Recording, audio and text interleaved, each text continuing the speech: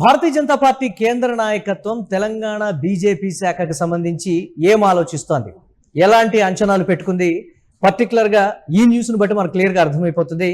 తెలంగాణను BJP high command light తీసుకుంది. కొత్త కార్యవర్గానికి సంబంధించి తెలంగాణ నేతలకు అన్యాయం జరిగింది. అంటే కూటమి పాలన ఉన్నటువంటి ఇతర రాష్ట్రాల్లో ఉన్న నేతలకు ఇచ్చినటువంటి ప్రాధాన్యత కావచ్చు, ఉత్తరాది నాయకులకు నేతలకు ఇచ్చినటువంటి ప్రాధాన్యం కావచ్చు, తెలంగాణలో ఆ స్థాయిలో బీజేపీ నాయకులు లేరా, లేకపోతే భారతీయ జనతా పార్టీ నాయకులకు సంబంధించి జాతీయ స్థాయిలో వేరే పదవుల్లో ఏదైనా ప్రాధాన్యత కల్పిస్తారా, లేకపోతే మంత్రివర్గానికి సంబంధించి విస్తరణ ఎలాగ ఉండబోతోంది కాబట్టి అందులో ప్రాతినిధ్యం వహించేలా చేస్తారా? తెలంగాణ బీజేపీ శాఖకు దక్కినదేంటి అని అంటే జాతీయ కార్యవర్గంలో నితిన్ నబీన్ ప్రకటించిన కొత్త జాతీయ కార్యవర్గంలో తెలంగాణకు సంబంధించి ఎవ్వరికీ చోటు దక్కలేదు. అయితే ఈ అంశం పర్టికులర్గా అధిష్టానం నిర్ణయానికి సంబంధించి క్యాడర్లో అసంతృప్తిని పెంచుతోంది. అంటే గతంలోనే చెప్పింది, మీరు కుమ్ములాటలు ఆపితే తప్ప ఈ నేపథ్యంలో వర్గ విభేదాలని పక్కన పెట్టి కలిసిపోతేనే మీకు ప్రాధాన్యత కావచ్చు, లేకపోతే తెలంగాణ బీజేపీకి సంబంధించి కొన్ని కీలక నిర్ణయాలు తీసుకునే ఛాన్సెస్ ఉంటాయి. ఒకవేళ ఇదే స్థాయిలో కుమ్ములాటలతో వర్గ విభేదాలతో తెలంగాణ భారతీయ జనతా పార్టీ శాఖని భ్రష్టు పట్టిస్తే మాత్రం మేము ఆల్టర్నేటివ్ లీడర్స్ను కూడా తయారు చేస్తాం. ఆ ఒక్క మాటతో అందరూ కలిసిపోయి తెలంగాణకు సంబంధించి ఎంపీలందరూ కలిసిపోయి మేమంతా కలిసే ఉన్నాం అని ఒకరింటికి ఒకరు వెళ్ళడం కావచ్చు, లేకపోతే అందరూ కలిసి ఐకమత్యంతో ఉన్నాం అనేటువంటి ఒక సింబల్తో ఒక ఫోటో దిప్పి దీనికి సంబంధించి సోషల్ మీడియాలో పోస్ట్ చేసి వారి అఫీషియల్ ట్విట్టర్ పేజీలో కూడా పోస్ట్ చేసినటువంటి పరిస్థితి ఉంది. అంత మాత్రంతోనే ఒక్కటైపోరు అనేది భారతీయ జనతా పార్టీ కేంద్ర నాయకత్వం గ్రహించింది. కాబట్టే జాతీయ కార్యవర్గంలో కీలకంగా ఉండేటువంటి పదవికి సంబంధించి తెలంగాణ నుంచి ఎవరిని పరిగణలోకి తీసుకోలేదు. ఇతర అంశాల్లో ఏమైనా పరిగణలోకి తీసుకుంటారా లేదా అనేది కూడా మొత్తం మీద అయితే చూడాలి. వచ్చే సార్వత్రిక ఎన్నికల్లో దక్షిణాదిలో జెండా పాతాలని ప్లాన్ చేస్తున్నటువంటి బీజేపీ దానికి గేట్వేగా భావిస్తున్నటువంటి తెలంగాణకే ఇప్పుడు షాక్ ఇచ్చిందా అంటే అవునని అంటున్నారు. కమలం పార్టీ అధిష్టానం తాజాగా ప్రకటించిన జాతీయ కార్యవర్గంలో తెలంగాణ నాయకులకు సరైనటువంటి స్థానం దక్కకపోవడం ఇప్పుడు రాష్ట్ర రాజకీయాల్లో పెద్ద సంచలనంగా మారిందనే చెప్పాలి.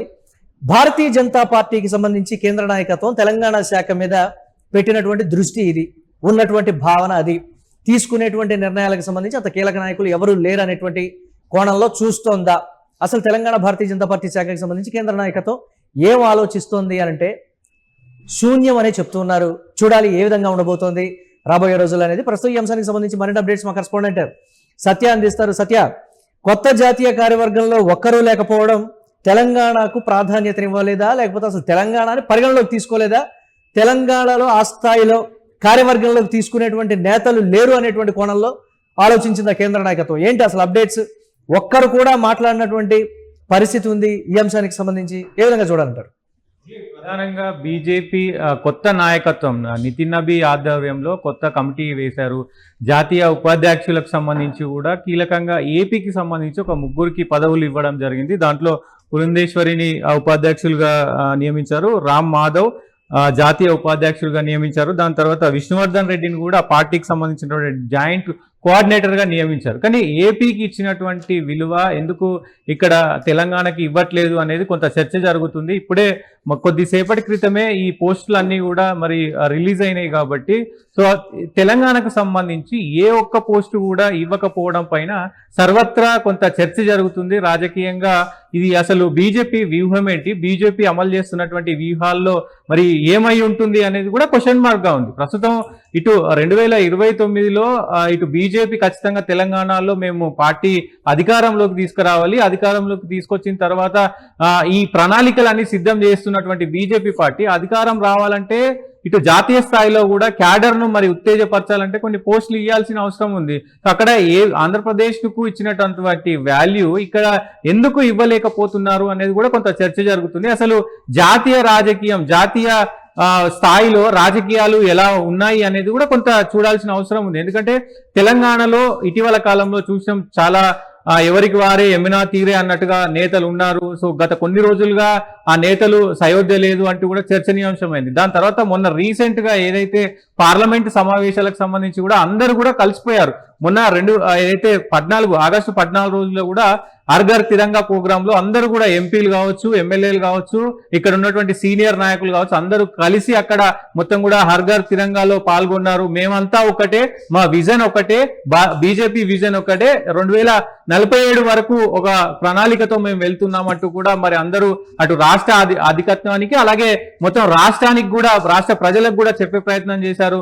ఇప్పుడు ఇక్కడ మరి ఎవరికి ఈ పదవులు రాకపోవడంతో ఇక్కడ ఉన్నటువంటి నేతలకు ఏం మెసేజ్ ఇస్తున్నట్టు, ఇప్పుడిప్పుడే మరి సద్దుమణుగుతున్నటువంటి ఈ గొడవలు మొత్తం కూడా సెట్ అయినటువంటి ఈ రాజకీయ వ్యూహాలన్నీ కూడా మరి పదవి ఇవ్వకపోతే బయట నుంచి వచ్చే వాళ్ళకంటే వేరే పార్టీ నుంచి ఈ పార్టీలో జాయిన్ అవ్వాలి అనుకున్న వాళ్లకు మరి కొంత చెక్ పెట్టిన అవకాశం కనబడుతుంది కదా అనేది కూడా క్వశ్చన్ మార్క్ గా ఉన్న పరిస్థితి కనబడతా ఉంది. అసలు జాతీయ నాయకత్వం వ్యూహం ఏంటి, ఇది కాకుండా ఇంకేమైనా వేరే ఏమైనా మరి పదవులు ఇస్తారా అనే కోణంలో కూడా కొంత చర్చ జరుగుతుంది. ఏదేమైనప్పటికీ ఈ పదవుల్లో దాదాపు 67 పదవులు ఇచ్చినారు. ఆ 67 పదవుల్లో కూడా మరి తెలంగాణకు ఒక్క పదవి కూడా రాకపోవడం అనేది గమనార్హంగా మారింది.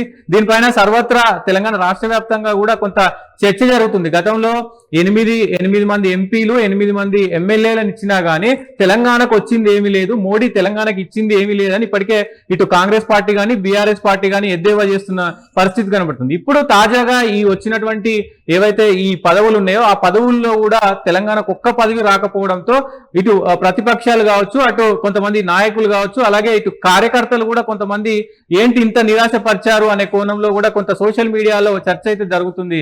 మురళి, రైట్. అంటే కాంగ్రెస్ అంటే తెలంగాణ బీజేపీ నేతలు ఏం చెప్తున్నారు, కాంగ్రెస్ ను ఆ స్థాయిలో డిఫెండ్ చేస్తూ ఉన్నాం, మేము గట్టి పోటీని ఇస్తున్నాం, కాంగ్రెస్ ప్రభుత్వాన్ని విమర్శించడంలో కావచ్చు, లేకపోతే ఇతరత్ర అన్ని విధాలుగా కూడా జాతీయ స్థాయికి సంబంధించి 2 కేంద్ర మంత్రులు ఉన్నటువంటి రాష్ట్రాన్ని జాతీయ కార్యవర్గంలో ఎందుకు పరిగణలోకి తీసుకోలేదు, ఇదిగో మేము సమర్థులం, మేము కలిసే ఉన్నామనేటువంటి రీతిలో వారు తీసుకొని పంపించినటువంటి ఆ ఫోటో కావచ్చు, ట్విట్టర్ పేజీలో పెట్టినటువంటి ఆ ఫోటోలో కూడా ఒక్కరు కూడా ఆ స్థాయిలో జాతీయ కార్యవర్గంలోకి పనికిరారా అనేటువంటి కోణంలో దీనికి సంబంధించి సోషల్ మీడియాలో జరుగుతున్నటువంటి చర్చ.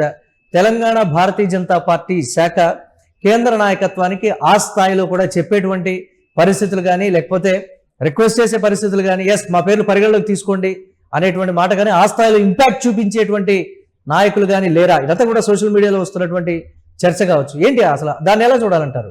మురళి, ప్రధానంగా మీరు అంటున్నట్లు తెలంగాణ బీజేపీలో చాలా ఉద్దండులైనటువంటి ఏదైతే వ్యక్తులు ఉన్నారు, దాంతో పాటు ఎంపీలుగా పనిచేస్తున్నారు.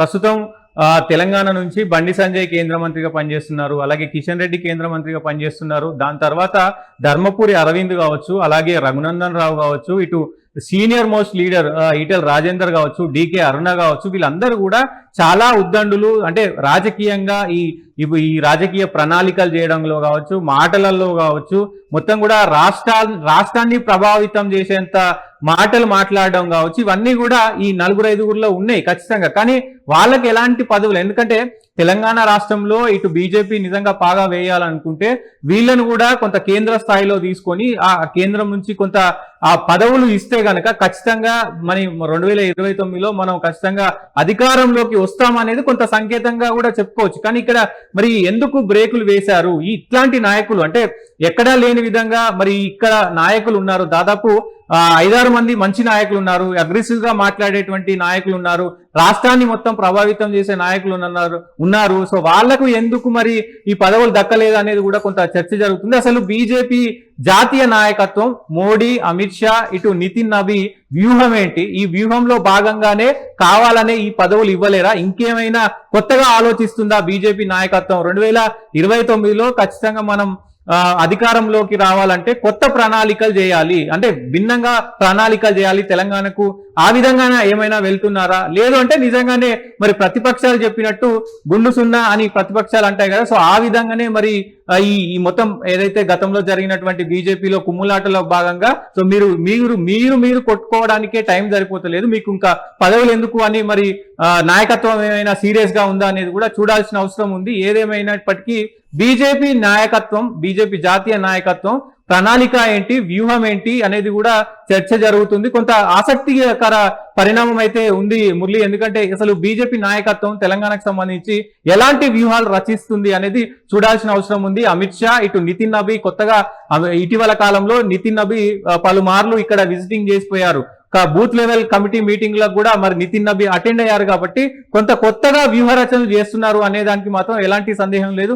చూడాలి మరి నాయకత్వం, బీజేపీ నాయకత్వం జాతీయ స్థాయిలో ఎలాంటి నిర్ణయాలు మున్ముందు తీసుకుంటారో చూడాల్సిన అవసరం అయితే ఉంది Murali. Right, thanks for update Satya. మొత్తం మీద ప్రస్తుతం కేంద్రంలో మంత్రులుగా ఉన్నారు కిషన్ రెడ్డి, బండి సంజయ్. అలాంటి నేతలను కేవలం కేంద్ర మంత్రివర్గానికే పరిమితం చేసి జాతీయ స్థాయిలో నిర్ణయాత్మకమైనటువంటి పార్టీ హోదాల్లో చోటు ఇవ్వకపోవడంపై కూడా రాజకీయ వర్గాల్లో తీవ్ర చర్చ అయితే జరుగుతుంది. ఈటల రాజేందర్ లాంటి సీనియర్ నేతలు, ధర్మపురి అరవింద్, రఘునందన్ రావు వంటి కీలక నాయకులకు జాతీయ కమిటీ విస్తరణలో తగిన ప్రాధాన్యత దక్కపోవడం వెనుకగా ఢిల్లీ పెద్దల వ్యూహం ఏంటి, అధిష్టానంతో వీరికి ఉన్నటువంటి సంబంధాలు, అంతర్గత విభేదాలు దీనికి కారణమా అనేటువంటి కోణంలో ఇంత చర్చ అయితే జరుగుతున్నటువంటి పరిస్థితి. చూడాలి ఏ విధంగా ఉండబోతోంది అనేది.